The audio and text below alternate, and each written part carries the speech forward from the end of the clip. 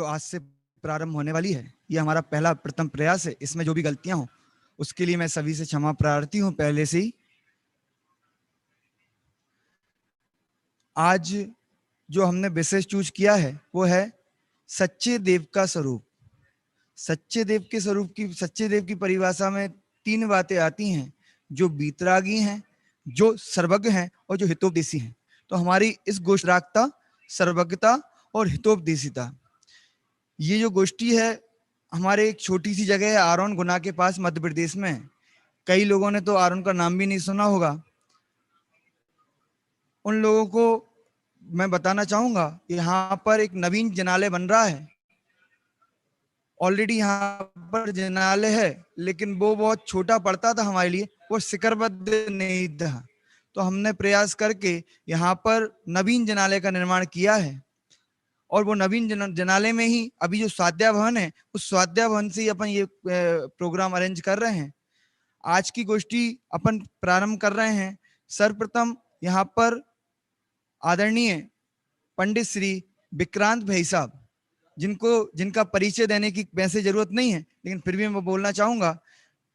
मोक्ष मार्ग प्रकाशक का विशेष अध्ययन, यानी मोक्ष मार्ग प्रकाशक की जो शोध हो सकती है, मोक्ष मार्ग प्रकाशक में जो गलतियां प्रिंट में हुई, वो गलतियों को भी दूर किया। इसके अलावा भाई साहब का जनवाणी के प्रति इतनी रुचि है, जैन अध्यात्म केंद्र के नाम से भाई साहब ने पूरा संग्रहालय खोल रखा है, पूरी एक लाइब्रेरी खोल रखी है। किसी भी ग्रंथ की आपको जानकारी चाहिए हो, किसी भी ग्रंथ को आपको नहीं मिल रहा हो, आप भाई साहब से प्राप्त कर सकते हैं। तो ऐसे हमारे आदरणीय विक्रांत जी भाई साहब हैं। वो विक्रांत जी भाई साहब आज सर्वप्रथम इस गोष्ठी का यहाँ पर प्रारंभ करेंगे। उनके प्रवचन के माध्यम से इस गोष्ठी का प्रारंभ होगा। मैं विक्रांत जी भाई साहब से कहूंगा वो आए, मैं उनको को होस्ट बना रहा हूँ। अंकित जी, आवाज आ रही है मेरी? जी भैया आ रही है। जैन अध्ययन केंद्र संग्रहालय नहीं है वैसे, कोई ऐसा संग्रह नहीं है जिनवाणी का। असल में बस इसके माध्यम से एक नाम है बस, जिसके माध्यम से काम करते हैं, और कुछ भी नहीं है। ऐसा कुछ विशेष नहीं है। बाकी थोड़ा बहुत जो कुछ भी बन जाता है प्रचार का काम। चलिए, हम सभी तो जनवाणी की सेवा में लगे हुए हैं। हाँ हाँ, बस वही काम है और कुछ भी नहीं है, ऐसा अलग से कुछ भी नहीं है। चलिए प्रारंभ करें, है ना? कितना, 2:30 बजे तक लेना है ना? चलिए, 2:30 ओम नमः सिद्धेभ्य। मंगलमय मंगल करण वीतराग विज्ञान, नमो ताहि जाते भय अरहंतादि महान। करि मंगल करि हो महाग्रंथ करण को काज, जाते मिले समाज सब पावे निज पद राज। वीतरागता, सर्वज्ञता और हितोपदेशिता, इस विषय पर ये संगोष्ठी का आयोजन किया जा रहा है और इसी विषय पे हमारी चर्चा भी रहेगी। इसमें वीतरागता के बारे में अपने को चर्चा करनी है। सर्वज्ञता और हितोपदेशी का क्रम तो इनका क्रम तो आगे आएगा।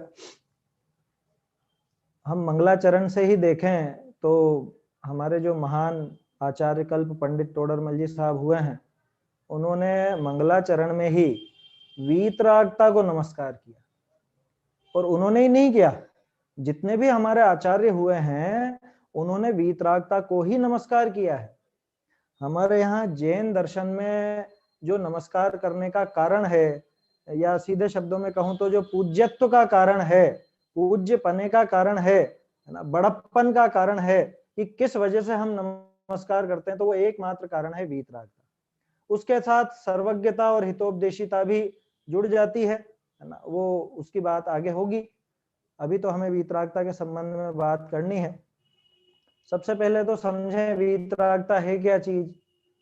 वैसे जितने लोग जुड़े हैं सभी आसानी से समझते हैं कि वीतरागता माने राग द्वेष जिनका बीत गया हो, राग द्वेष का बीत जाना, राग द्वेष का समाप्त हो जाना। और राग द्वेष तो एक नाम है, असल में उपलक्षण से सारे ही विकारी भाव आ जाएंगे। टोडरमल जी ने तो लिखा है स्पष्ट, मिथ्यात्व कषाय या नो कषाय, इन सबका एक सामान्य नाम है कषाय, यानी राग द्वेष। इन सबका सामान्य नाम राग द्वेष, ऐसा लिखा है। और राग द्वेष का अभाव होना, उसी का नाम है वीतरागता। अब वीतरागता पूज्य क्यों? सबसे पहले तो हम ये समझें, ये तो बात हमको समझ में आ गई कि भगवान वीतरागी हैं इसलिए पूज्य है, लेकिन वीतरागता में ऐसी क्या बात आ गई जो पूज्यता दिला देती है? या वीतरागता में ऐसा क्या गुण है, क्या फायदा है वीतरागता का, जिसकी वजह से वो पूज्यत्व हो जाता है? तो इन्हीं सब बातों को हमको जानना है, इन्हीं सब पर हम चर्चा करेंगे। प्रकरण अपन जो लेंगे वो तो उसका एक सीधा सा पूज्यत्व का कारण, इस पैराग्राफ के आधार से हम ये चर्चा रखेंगे, और इसके माध्यम से जो भी चर्चाएं बीच बीच में आती जाएंगी, सारी बातें होती जाएंगी, वो सब देखेंगे। प्रकाशित प्रति में पेज नंबर 4 पर है, और हस्तलिखित अगर आप देखना चाहें तो हस्तलिखित में भी पेज नंबर 4 पर नीचे ही नीचे आखिरी पंक्ति से दिया हुआ है। ऐसे इन्हीं अर्हंतादिक का स्वरूप है, सो वीतराग विज्ञानमय है, तिस ही करी अर्हंतादिक स्तुति योग्य महान भय है। पहले तो हमको ये ही शब्द पर ध्यान देना चाहिए। टोडरमल जी ने लिखा इसके ही कारण, ये वीतराग विज्ञानमयता के कारण ही अर्हंतादिक पूज्य हुए हैं। क्यों, वो भी बता रहे हैं, जाते हैं। जीव तत्व करी तो सर्व ही जीव समान है, परंतु रागादि विकार नहीं करी व ज्ञान की हीनता करी तो जीव निंदा योग्य हो है। बहुरी रागादिक की हीनता करी व ज्ञान की विशेषता करी स्तुति योग्य हो, ये हेतु दे दिया। सो अर्हंत सिद्धनि के तो संपूर्ण रागादिक की हीनता और ज्ञान की विशेषता होने करी संपूर्ण वीतराग विज्ञान भाव संभवे है। ये संभवे है का अर्थ यहाँ अनुवाद में संभव है लिखा है, तो ये संभव है थोड़ा हल्का पड़ता है। संभव है माने हो भी सकता है, ऐसा नहीं। संभव है माने भली प्रकार से ये होता है, यही कारण है। आचार्य उपाध्याय साधुनि के एकोदेश रागादिक की हीनता और ज्ञानादिक की विशेषता होने करी एकोदेश वीतराग विज्ञान संभव है, ताते ते अर्हंतादिक स्तुति योग्य महान जानने। इस पैराग्राफ के माध्यम से हम ये चर्चा करते हैं। सबसे पहले तो इसमें यह बताया कि अर्हंतादि का जो स्वरूप है वो पूरी तरह से वीतराग और विज्ञानमय है। चाहे अरहंत का स्वरूप देखो, चाहे सिद्धों का, चाहे आचार्य उपाध्याय साधु का, इन सबका स्वरूप का वर्णन जो आया है प्रारंभ में ही, उन सब में वीतरागता को और विज्ञानता को ही मुख्य किया। उसके बाद बता रहे हैं वीतराग विज्ञानमय है इस ही के कारण, माने अन्य कोई कारण नहीं है इनके पूज्यत्व का। आप्त मीमांसा संबंध भद्राचार्य ने लिखा वहां पर कि हम आपको नमस्कार क्यों करें, या हम आपको नमस्कार क्यों करते हैं हे भगवान। और ये प्रश्न हमारा सबसे अपने आप से होना चाहिए, या जो भी और कोई है अपना साथी, उसको अगर वो धर्म मार्ग में नहीं लगा या समझता नहीं तो उसको पूछना चाहिए, समझाना चाहिए कि भाई तुम दर्शन करते हो, तुम जय जिनेंद्र बोलते हो, तो जिनेंद्र की जय क्यों बोलते हो, या अरहंत हैं तो इनको नमस्कार क्यों करते हो, अन्य को क्यों नहीं करते। तो अधिकांश का तो जवाब जो लौकिक जवाब है वही आता है कि अरे इतने इतने देव शत इंद्र नमत कर शीश धार, और उनके पूरे 8 प्रकार के प्रतिहार्य होते हैं, और इतने इतने अतिशय होते हैं। ये सारी विशेषताएं, इन सब विशेषताओं से वो नमस्कार करने पहुंच जाते हैं। या जैसे भक्तामर स्तोत्र में आता है, वहां तो तरह तरह की चीजें, ये बीमारी दूर हो जाती है, जहाज अटका हुआ चल जाता है, या वो हो जाता है, वो व्यवहार से स्तुति होती है, वैसी भी उसकी मना नहीं है। लेकिन लोगों के दिमाग में अगर उसी से महानता बैठी हुई है तो टोडरमल जी ये कहते हैं, बल्कि टोडरमल जी नहीं, हमारी आचार्य परंपरा के जो श्रेष्ठ से श्रेष्ठ आचार्य हुए हैं, जो न्याय के प्रथम आचार्य हुए हैं समंत भद्राचार्य, अथवा और भी जो आचार्य हुए हैं, उन्होंने किस लिए नमस्कार किया? लिख दिया समंत भद्राचार्य ने, देवागम नभोयान चामरादि विभूतयः माया विश्वपि दृश्यन्ते नातस्तोमसि नो महान। यह भगवान आप हमारे लिए इसलिए महान नहीं हो कि आपके यहाँ देव आते हैं, आपके 64 चंवर डुलते हैं, या आपका आकाश में गमन होता है, ये सब तो मायावी जीवों के भी दिख जाते हैं। दिखा दिया था ना, क्या नाम था उनका, वो एक जो क्षुल्लक जी थे, परीक्षा ली थी जिन्होंने रेवती रानी की, उन्होंने पूरा का पूरा वैसे ही समोसरण बना के दिखा दिया। नगर के 4 द्वारों पर, एक द्वार पर ब्रह्मा का, एक पे विष्णु का, एक पे महेश का, और चौथे पर कि देखें अब तीर्थंकर का ही रूप बना करके जाता।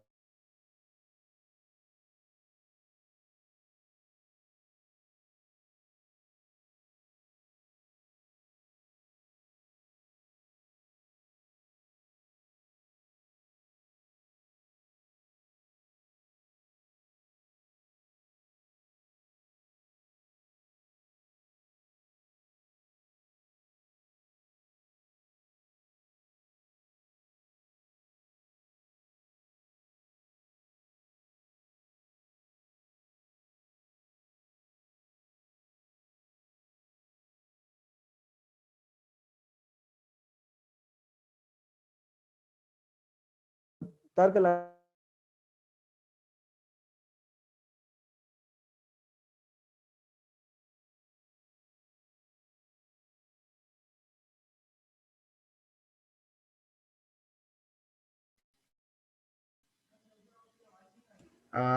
अंकित जी, विक्रांत जी के यहाँ नेटवर्क इशू आया थोड़ा सा, वो वापस ज्वाइन हो रहे हैं।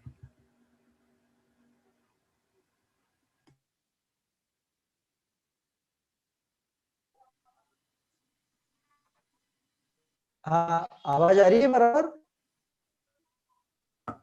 जी भाई साहब, आपकी आवाज आ रही है।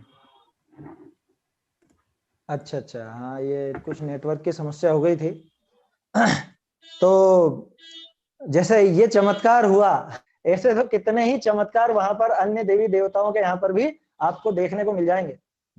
या आकाश में गमन बहुत से योगिक सिद्धियों द्वारा, योगिक क्रियाओं द्वारा दूसरे भी दिखा देंगे। या उपदेश तो सभी देते हैं, सभी लोगों का हो जाता है उपदेश।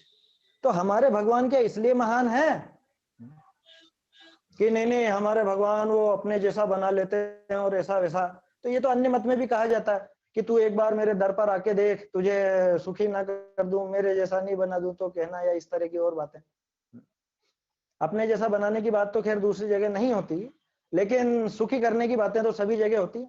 और वहां सुखी करने का अर्थ क्या है, ये भी हमको बारीकी से समझना चाहिए, क्योंकि ये वीतरागता से जुड़ा हुआ प्रकरण है, ये सुख का प्रकरण। जो क्या कहा समंत भद्राचार्य ने कि भगवान आप इसलिए पूज्य नहीं हो, तो क्यों पूज्य हैं कि दोषावरण योर हानि निश्चय शास्त्रति शायनाथ क्वचित यथा स्वहेतुभ्यो बहिरंतर मलक्ष्य, कि दोष और आवरण की हानि हो चुकी है। आवरण की हानि पे अभी अपने को बात नहीं करनी है, वो सर्वज्ञता का प्रकरण है। दोष की हानि कि हे भगवान, चूंकि इस पूरी दुनिया में ये जो दोष हैं, जो कषाय के दोष हैं, या समझ लीजिए कषायों के साथ साथ नो कषाय अथवा मिथ्यात्व आदि, इन सबसे जो दोषपूर्ण प्रवृत्ति है या जो दोष खड़ा होता है, उस दोष का आपके अभाव हुआ है, उस दोष को आपने नष्ट कर दिया है, इस वजह से आप हमारे पूज्य हो। यही बात यहाँ पर टोडरमल जी ने लिखी। उस ही के द्वारा अरहंत आदि स्तुति योग्य महान हुए, उसी के द्वारा महान हुए। आगे कह रहे हैं क्यों ऐसी क्या बात आ गई कि भाई जीव तो हम भी वैसे ही हैं और अरहंत सिद्ध भी वैसे ही है, उनमें कोई अंतर नहीं है, जीव जीव में कोई फर्क नहीं है।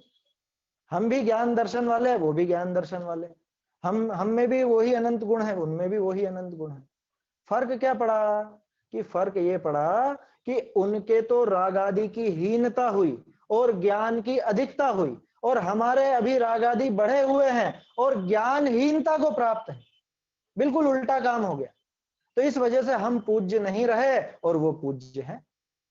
या यूं कहें कि हम में पूज्यपना नहीं आया, नहीं रहे में तो ऐसा लगता है कि शायद पहले पूज्य होंगे, कि हम में पूज्यपना नहीं आ पाया और उनमें पूज्यपना आ गया। कि अच्छा, तो पूज्यपना पाने के लिए वीतरागता की बात है क्या? कि पूज्यपने से लेना देना नहीं है, पूज्यपना तो अपने आप आएगा, पूज्यपने के लिए ये बात नहीं है। असली बात ये है कि जहां वीतरागता होगी सुख भी वहीं होगा। और प्रत्येक जीव का, हमारा भी एकमात्र प्रयोजन है दुख दूर करना और सुखी होना। देखिए क्या लिखा था अरहंत के स्वरूप में, दूसरे पेज पर एक पंक्ति है बीचों बीच, पुनश्च जो सर्वथा सर्व राग द्वेषादि विकार भावों से रहित होकर शांत रस रूप परिणमित हुए। मुझे तो सिर्फ इस बात पर ध्यान दिलाना है, सर्व राग द्वेष आदि विकार भावों से रहित होकर शांत रस रूप परिणमित हुए। क्या मतलब कि ये जो विकारी भाव थे, राग द्वेष आदि विकारी भाव थे, इन सब से रहित हुए तभी जाकर के वो शांत रस प्रकट हुआ है, तभी जाकर के वो शांत रस रूप परिणमित हुए हैं। अगर वो वीतरागी नहीं होते और अगर वो राग द्वेष बने रहते तो इनके जीवन में ये शांति, ये सुख है ना, जिसके प्रति हम लालायित होते हैं, वो सुख प्रकट नहीं हो सकता अगर वो वीतरागता नहीं आती तो। राग द्वेष का सुख दुख से क्या लेना देना है, इसको हम टोडरमल जी के अलग अलग जगह पर जो कुछ प्रकरण है ना, वो एक लेख में मैंने इकट्ठे किए थे, उसी के आधार से मैं टोडरमल जी की पंक्तियां आपको बताऊंगा, वो सुनिए आप। मोह के उदयते मिथ्यात्व व कषाय भाव हो है, सो यही संसार के मूल कारण है। ठीक है, संसार के मूल कारण भी मिथ्यात्व और कषाय भाव, और ये दोनों ही वीतरागता के विरोधी। इन्हीं करी वर्तमान काल विषय जीव दुखी है। सबसे खास बात, कह रहे वीतरागता की बात करते करते कषाय की बात कहां से आ गई, कि वीतरागता को समझना है तो हमें कषायों को समझना पड़ेगा। क्यों? क्योंकि वीतरागता हमारे पास नहीं है, हमारे पास कषाय है। तो कषाय का स्वरूप अगर समझ लेंगे तो वीतरागता का स्वरूप समझ में आसानी से आ जाएगा। इसलिए कषायों से क्या होता है, कषायों के कारण क्या नुकसान होता है, ये अगर समझ में बैठ जाए तो वीतरागता क्या चीज है और वीतरागता का क्या लाभ है, ये समझ में आ जाएगा। और तभी समझ में आएगा कि अरहंत वीतरागता से पूज्य क्यों हुए। माने अरहंत में वीतरागता आ गई तो ऐसा क्या हो गया जो उनको पूज्य कहने लग गए। होंगे वीतरागी होंगे तो कह रहे भैया वीतरागी हैं मतलब पूर्ण सुखी हैं, है ना। देखिए टोडरमल जी की पंक्तियां पढ़ता हूं मैं। मोह के उदयते मिथ्यात्व व कषाय भाव हो है ना। अभी आप ये मत सोचिएगा कि मिथ्यात्व भी तो आ रहा है यहाँ पे, इन सबका सामान्य नाम कषाय है, आप उसी पर ध्यान रखिए। सो यही संसार के मूल कारण है, कौन? मिथ्यात्व और कषाय भाव। इन्हीं के द्वारा वर्तमान काल विषय जीव दुखी है। और अभी क्या पढ़ा था हमने पूज्यत्व के कारण में, उस ही के द्वारा, वीतरागता के ही द्वारा अरहंतादि स्तुति योग्य महान हुए। गजब की बात है, वो वीतरागता से ही स्तुति योग्य हुए, महान हुए, सुखी हुए। और हम मोह राग द्वेष के कारण ही हैं वर्तमान में दुखी हैं, और आगामी कर्म बंधन के भी कारण यही हैं, तथा इन्हीं का नाम राग द्वेष मोह है। इन्हीं का नाम, वो जो मिथ्यात्व है उसका नाम मोह, और वो जो कषाय है उसी का नाम राग द्वेष। तो राग द्वेष बोलो कि कषाय बोलो या इच्छा बोलो, सब एक ही बात है। और एक इक्वेशन बनती है, कैसी इक्वेशन बनती है? इच्छा बराबर कषाय बराबर आकुलता बराबर दुख। इसमें एक और जोड़ लीजिए, राग द्वेष। राग द्वेष का ही दूसरा नाम इच्छा, उसी का नाम कषाय, उसी का नाम आकुलता, उसी का नाम दुख। इसका विपरीत कर दो, जैसा दौलत राम जी ने लिखा, आत्म को हित है सुख, सो सुख आकुलता बिन कहिए। और वो जो आकुलता है वो कैसे बताई थी, अभी अपन ने देखा ना, आकुलता माने वो कषाय, आकुलता माने राग द्वेष। तो राग द्वेष से आकुलता है, राग द्वेष का अभाव माने वीतरागता, उससे निराकुलता हो जाएगी। आकुलता माने दुख है, तो आकुलता से विपरीत निराकुलता वो सुख है। तो राग द्वेष से आकुलता, उससे दुख, और ऐसे ही वीतरागता से निराकुलता, उससे सुख। तो पूज्यत्व इस वजह से बनता है अरहंत के कि वो वीतरागी हैं, वीतरागी होने की वजह से निराकुल हैं, और निराकुल होने की वजह से वो पूर्ण सुखी हैं। और हम उसके अपोजिट हैं, हम दुखी हैं, और हम इस दुख से बचना चाहते हैं। इसीलिए हम उनके पास आते हैं कि हे भगवान, आप हमको भी वो मार्ग बताओ, हमें भी वो उपाय बताओ जिससे हम भी आपकी तरह निराकुल हो सकें, या आकुलता दूर हो सके, सुखी हो सके। देखिए क्या कह रहे हैं, जो इच्छा है सो कषायमय है ना। ये अलग अलग पेज के हैं प्रकरण, इस वजह से मैं आपको ये नहीं बता रहा हूं, नहीं तो पेज ज्यादा पलटने पड़ेंगे, परेशानी होगी आप लोगों को। आप तो पंक्तियां सुनिए। जो इच्छा है सो कषायमय है, तत्काल विषय व आगामी काल विषय दुखदायक है। इसका उल्टा कर दीजिए, जो इच्छा है ना, इसका उल्टा जो वीतरागता है। क्यों? क्योंकि इच्छा राग या द्वेष का ही दूसरा नाम है। इच्छा रहित भाव, वीतरागता का भाव, वो निकषायमय, वीतरागतामय, वो तत्काल में और आगामी काल में भी सुख देने वाली है। दुख का लक्षण आकुलता है, सो आकुलता इच्छा होते हो है ना। ये पेज नंबर 70 पर है ये प्रकरण कि दुख का लक्षण आकुलता और सुख का लक्षण निराकुलता। देखा अभी अपन ने, है ना, आत्म को हित है सुख, सो सुख आकुलता बिन कही है। ऐसे ही आत्मा का अहित दुख, उसका लक्षण आकुलता, और आकुलता इच्छा है। और अलग अलग जगह पर टोडरमल जी ने सिद्ध किया है, तीव्र कषायतें जाके इच्छा बहुत, ताको दुखी कहिए, और मंद कषायतें जाके इच्छा थोड़ी, ताको सुखी कहिए। ये अपन लौकिक में भी देखते हैं कि जिसके इच्छा बहुत ज्यादा हो उसको आकुलता भी अधिक होती है, उसको दुख भी ज्यादा होता है, और जिसके इच्छाएं कम हो उसके आकुलता कम होती है और दुख भी कम होता है। और जिसके इच्छा बिल्कुल भी नहीं हो, इच्छा का अर्थ राग द्वेष, जिसके इच्छा माने राग द्वेष माने कषाय बिल्कुल भी नहीं हो, उसको आकुलता बिल्कुल भी नहीं, उसको पूरी निराकुलता, और उसके दुख जरा सा भी नहीं होगा, सुख ही होगा। तो इस तरह से टोडरमल जी ने यह सिद्ध किया है, इच्छा है सो आकुलतामय है, आकुलता है सो दुख है। और अरहंत भगवान इस इच्छा से, इस राग द्वेष से पूरी तरह से रहित हो चुके हैं, पूरी तरह से वो राग द्वेष उनके समाप्त हो गए हैं, इसीलिए वो पूर्ण सुखी। तो वीतरागता वास्तव में पूज्य क्यों है? वीतरागता पूज्य इसीलिए है क्योंकि वो सुखमय है। वीतरागता पूज्यत्व का कारण इसीलिए है क्योंकि वो सुखमय है। और हम आज तक सुखी नहीं हुए, तो हमारा जो शुरू में प्रारंभिक प्रश्न था कि भगवान के दर्शन क्यों करते हो या जिनेंद्र की जय क्यों बोलते हो, उसका जवाब क्या होना चाहिए? जैसे टोडरमल जी ने लिखा ना, देव भक्ति के अन्यथा रूप में, देव भक्ति का अन्यथा रूप दिखाया। क्यों नमस्कार करता है अरहंत को? कि हम जैन हैं, हम जैन हैं तो जिनेंद्र भगवान की उपासना करेंगे ही सही। या अरे अरहंत भगवान के ऐसे ऐसे अतिशय हैं, उनका शरीर ऐसा है, सफेद खून है, उनके मलमूत्र नहीं होता, है ना, निहार नहीं होता, ये सारी चीजें देख करके नमस्कार करने लगे। तो कहते हैं कि ये पूज्यत्व का कारण ये नहीं है, बल्कि पूज्यत्व का कारण तो एकमात्र वीतरागता है। आप कह सकते हो सर्वज्ञता भी तो सर्वज्ञता वीतरागता के बाद ही आएगी। बिना वीतरागता के तो सर्वज्ञता प्रारंभ मतलब वो प्रकट ही नहीं होगी। अगर वीतरागता नहीं आई है तो सर्वज्ञता नहीं आ सकती, ये पक्का नियम समझिए। देखिए और भी बहुत सी चीजें टोडरमल जी ने इस बारे में लिखी हैं। अन्य सामग्री, बाहरी सामग्री से सुख दुख नहीं है, बाहरी सामग्री से सुख दुख का कुछ भी लेना देना नहीं है। सुखी दुखी होना इच्छा के अनुसार जानना, बाह्य कारण के अधीन नहीं। ये पेज नंबर 71 पर आपको मिल जाएगा।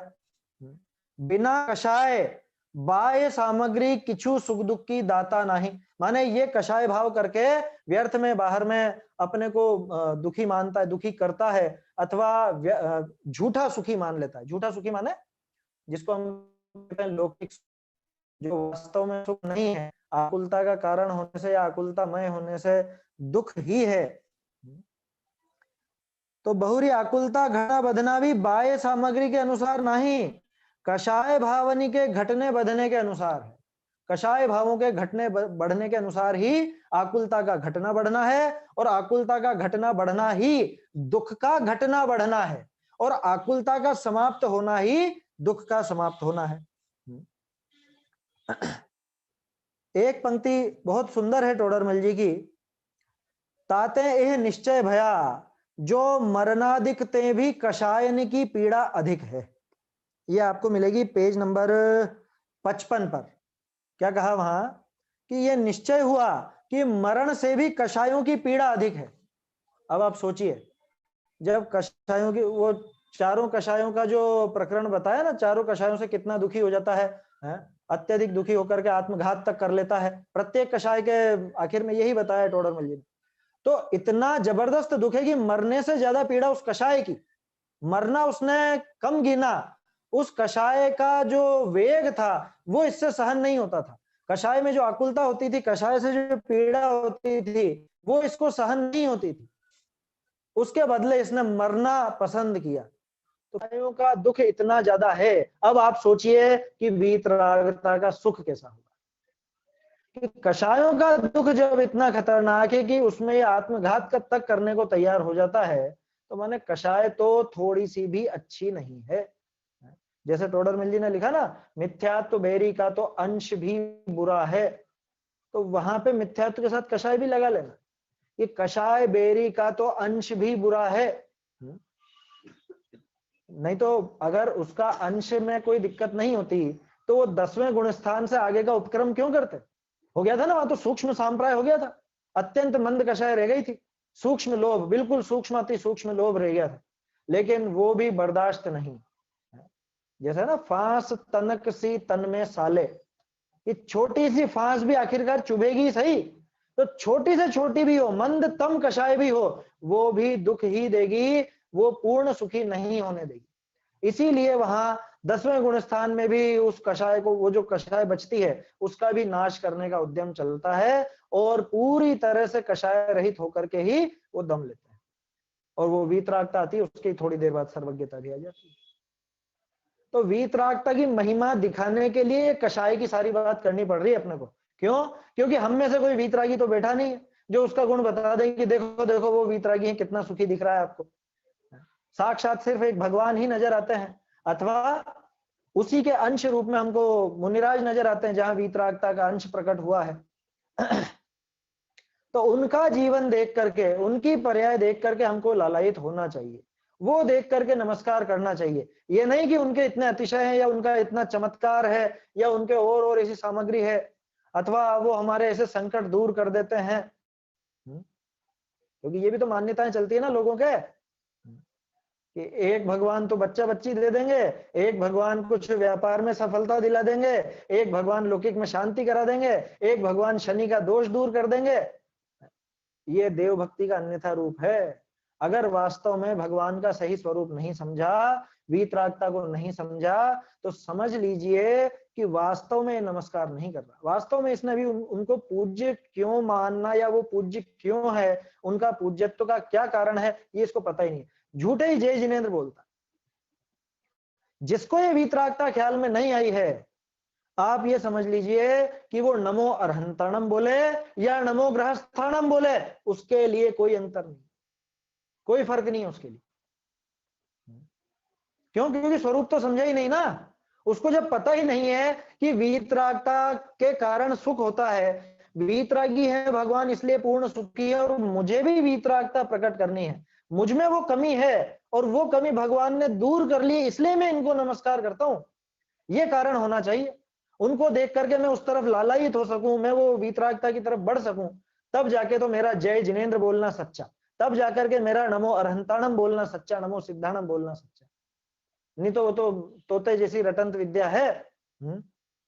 तोता रट लेता है लेकिन भाव कुछ भाव भाषण नहीं होता। ऐसे ही अगर वीतरागता हमने नहीं समझी तो भाव भाषण नहीं होगा। और वीतरागता क्या है ये समझना है तो सीधे सीधे अपने कषाय भावों को समझिए कि कषाय भाव क्या है, उसमें दुख महसूस कीजिए, उसमें जो दुख है उसका अनुभव करें, है ना। इसमें सारी भूलें निकल जाएंगी, 7 तत्व संबंधी भूल सब निकल जाएगी एक वीतरागता को समझने में, अथवा अपोजिट कर लो, कषाय भाव को समझने में। अगर हमने कषाय भावों को सही सही समझ लिया तो सारी भूलें निकल जाएगी। देखिए 7 तत्व संबंधी भूल का जो प्रकरण है 7वें अधिकार में, वहां जीव अजीव तत्व संबंधी जो अन्यथा रूप है उसमें टोडरमल जी एक पंक्ति लिखते हैं, क्या? जिन शास्त्रों से जीव के त्रस स्थावर आदि रूप तथा गुणस्थान मार्गणादि रूप भेदों को जानता है, अजीव के पुद्गलादि भेदों को तथा उनके वर्णादि विशेषों को जानता है, परंतु अध्यात्म शास्त्रों में भेद विज्ञान के कारणभूत व वीतराग दशा होने को कारणभूत जैसा निरूपण किया है वैसा नहीं जानता। माने 7 तत्व में भी मुख्य प्रयोजन क्या, 7 तत्वों को जानने का मुख्य प्रयोजन भी क्या कि वीतरागता, भेद विज्ञान और वीतरागता, यही मुख्य प्रयोजन है। 7 तत्वों को जानने का, उनका स्वरूप जानने का मुख्य प्रयोजन और क्या है बताइए? कि सम्यक दर्शन प्राप्त करना। सम्यक दर्शन प्राप्त करना अगर उद्देश्य रहा तो सम्यक दर्शन प्राप्त नहीं होगा, पर्याय दृष्टि है। अगर उसकी तरफ देखेंगे कि मुझे सम्यक दर्शन करना, मुझे सम्यक दर्शन करना, ये पर्याय के ही पीछे पड़ा हुआ, इसको नहीं होने वाला। भाई 7 तत्व को समझने का मूलभूत प्रयोजन क्या है? अगर 2 वर्गों में बांटे अपन, तो जीव अजीव को जानने का मुख्य प्रयोजन है भेद विज्ञान, ठीक है, और बाकी के 5 तत्वों को जानने का मुख्य प्रयोजन है वीतरागता, जो कि यहां पे शुरू में टोडरमल जी ने इशारा दे दिया। भेद विज्ञान को कारणभूत व वीतराग दशा होने को कारण। कैसे कैसे कह सकते हैं? अरे बिल्कुल साफ है, जीव और अजीव को जानना है। क्या करोगे जान के? जानने के बाद क्या करना है? कि ये मैं हूं और ये मैं नहीं हूं। यही तो बताया टोडरमल जी ने भाव भाषण में। भाव भाषण की जो परिभाषा दी, भाव भाषण जो समझाया कि ये मैं हूं और ये मैं नहीं हूं, ऐसा भाव भाषित नहीं होता।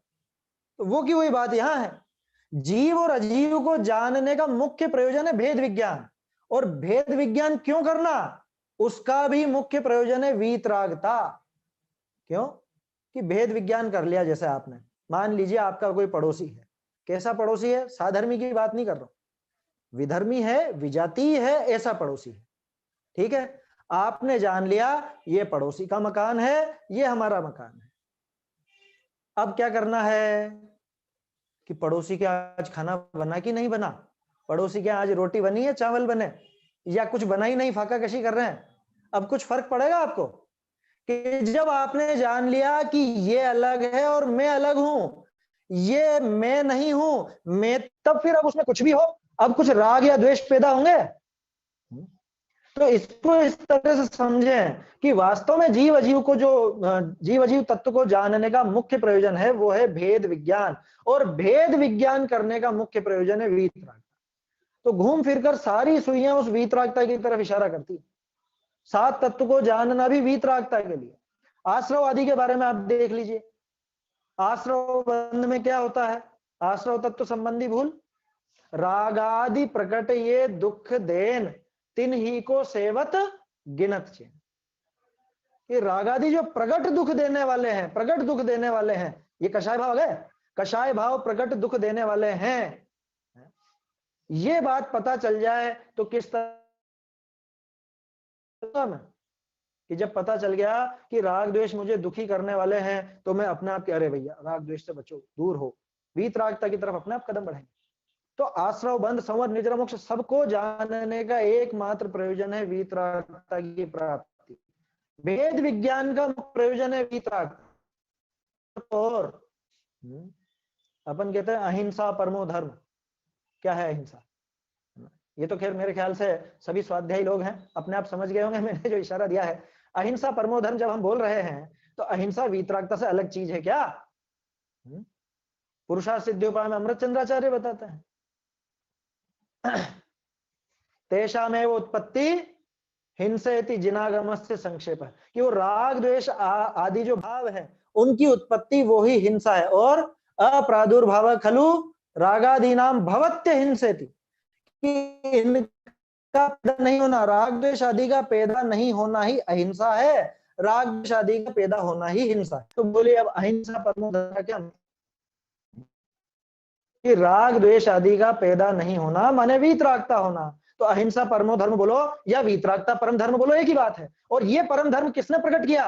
कि ये परम धर्म हमारे अरहंत ने प्रकट किया, अरहंतों ने, सिद्धों ने, और आचार्य उपाध्याय साधु इसी मार्ग पर आगे बढ़ रहे। ये इनके पूज्य पने का कारण है, और कोई कारण नहीं है पूज्यत्व का। अच्छा, और पूज्य और अपूज्य से हमको मतलब नहीं है, हमें कोई परवाह नहीं कि हमें पूजे या नहीं, लेकिन फिर भी वीतरागता काम की है या नहीं, कि भैया यहाँ पे पूज्य और अपूज्य इससे कोई लेना देना नहीं है। मूल मुद्दा है सुख और दुख, और इसके बारे में भी अपन ने काफी विस्तार से चर्चा की है कि जितने भी कषाय भाव है, मिथ्यात्व भाव है, ये सब हमारे दुख के कारण है। इन सबसे दुखी ही होता है जीव। अनादिकाल से जीव अगर दुखी हुआ है तो इसी कारण से हुआ है। मोह राग रुष, मोह राग रुष दुख की खान, ये कषाय दुख की खान है। तो वीतरागता सुख की खान, ये हमको आसानी से समझ में आ जाना चाहिए। तो राग द्वेष को मतलब दूर करने का या वीतरागता की तरफ बढ़ने की प्रेरणा इसीलिए है, अरहंतों की पूज्यता इसीलिए है, उनकी महिमा इसीलिए है। ये चीज हमारे ख्याल में आए तब तो हमारा ये काम बन पाएगा वीतरागता का। देखिए और भी कुछ बातें हैं इसमें। जहां सर्वथा कषाय दूरी भय व कषाय का कारण दूरी भय परम निराकुलता होने करे अनंत सुख पाइए, ऐसी मोक्ष अवस्था को कैसे हित न मानिए। ये मिलेगा आपको पेज नंबर 308 पर, छपे हुए में 308 पर। क्या कहा? सर्वथा कषाय। अब कषाय का मतलब कषाय में मिथ्यात्व भी शामिल है, पहले ही कह चुके हैं। टोडरमल जी ने इन सबका एक सामान्य नाम दिया है, राग द्वेष। मिथ्यात्व का, राग का, द्वेष का, सबका, मोह राग द्वेष सबका एक सामान्य नाम कषाय अथवा राग द्वेष। तो जहां सर्वथा कषाय दूरी भय, सर्वथा हर प्रकार से, वह कषाय का कारण दूर भय, यहाँ पे कर्मों की तरफ इशारा है, परम निराकुलता होने करी, क्योंकि कषाय बराबर आकुलता देख ही लिया अपन ने, तो सभी तरह से कषायों का अभाव बराबर निराकुलता, बराबर अनंत सुख पाइए है। ऐसी मोक्ष अवस्था को कैसे हित न मानिए। तो मोक्ष को वास्तव में जो हित रूप माना है ना, वो किस वजह से माना है? मोक्ष हित रूप क्यों है? मोक्ष हित रूप इसीलिए है क्योंकि संसार में हम अनंत दुखी रहते हैं और मोक्ष में अनंत सुख है। आया समझ में? वो सुख ही मूल कारण है जो हमें मोक्ष के लिए लालायित करता है। मोक्ष की तरफ हम, हमारे कदम अगर आगे बढ़ते हैं तो वो इसीलिए कि हमने आज तक उस सुख को चखा नहीं है, उस सुख का पान हम करना चाहते हैं, तो मोक्ष के लिए लालायित होता है। मतलब मोक्ष अवस्था को कैसे हित न मानिए। मोक्ष को भला इसीलिए माना जाता है क्योंकि मोक्ष में सुख है, और मोक्ष में सुख क्यों है? क्योंकि मोक्ष में निराकुलता है। निराकुलता क्यों है? क्योंकि वीतरागता है। ये वीतरागता, इस सबकी जड़ में वीतरागता है। ये सारा खेल वीतरागता का है। जैन दर्शन का मतलब वीतराग दर्शन।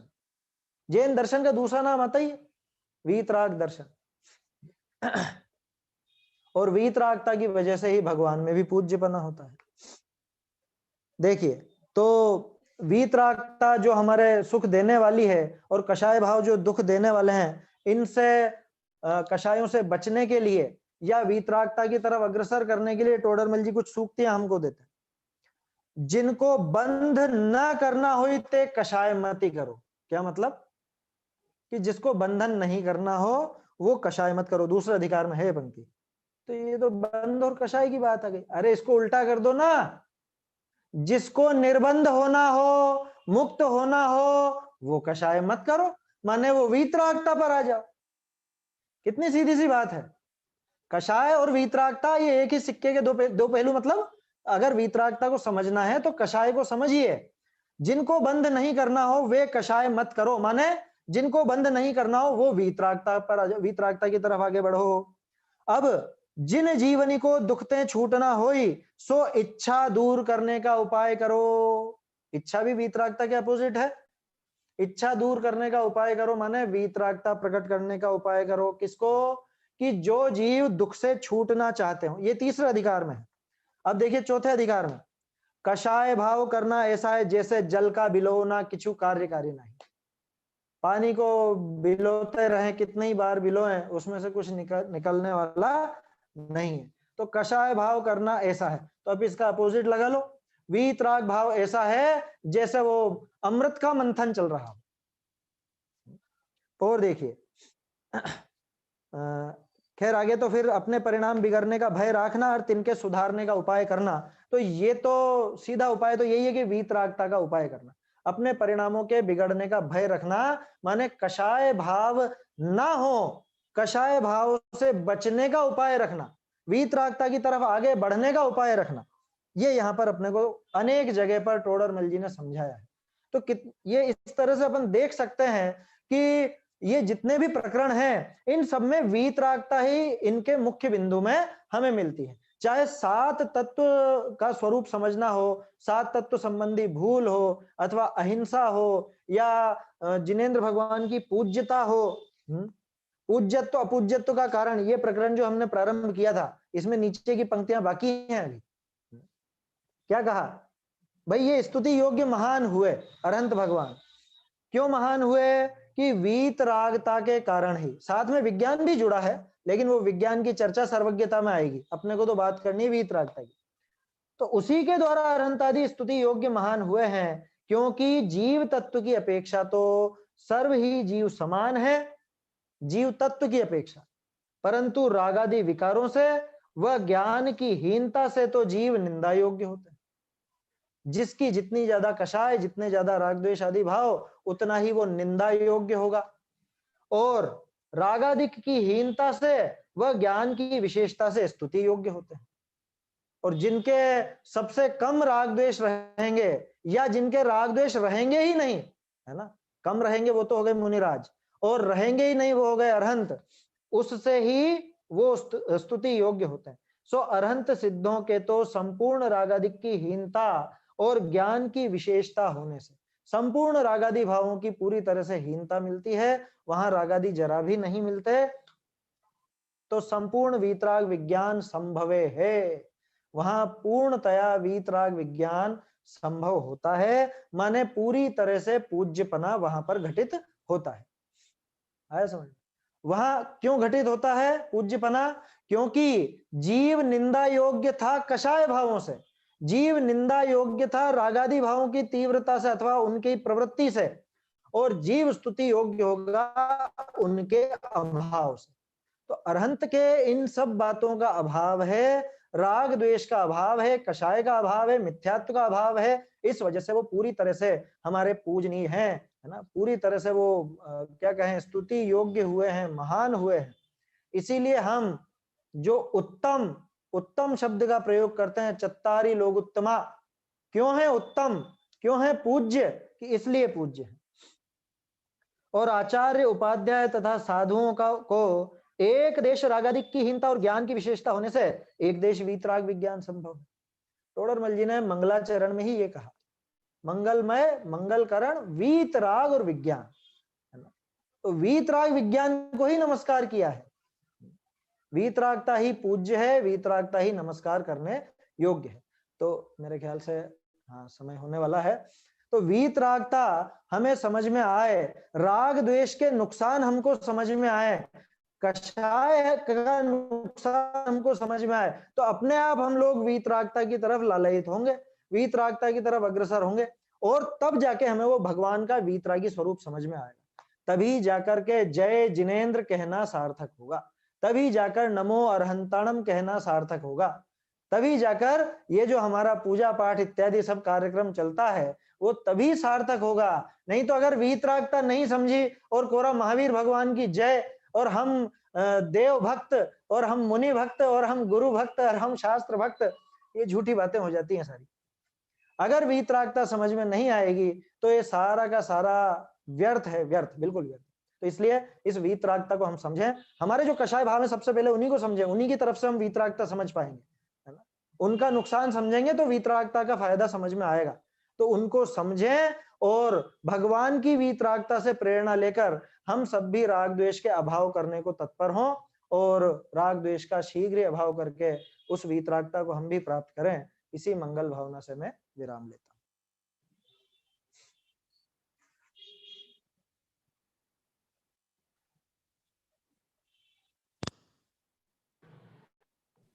अभी हमने आदरणीय विक्रांत जी भाई साहब के माध्यम से बहुत ही सुंदर चर्चा सुनी है। इस चर्चा में भाई साहब ने ये बताया कि यदि हमको वीतरागता समझ में नहीं आई, वीतरागता का स्वरूप समझ में नहीं आया, वीतरागता का स्वरूप मतलब सच्चे देव का स्वरूप, और सच्चे देव का स्वरूप नहीं समझ में आया, तो हम अरिहंत का नाम लें या किसी अन्य का, तो उसमें कोई विशेष फल प्राप्त होने वाला नहीं है। फल किसका है? कि फल तो विशेष वीतरागता का है। अगर वीतरागता समझ में आई तो ही वास्तव में अरिहंत का नाम लेना सार्थक है।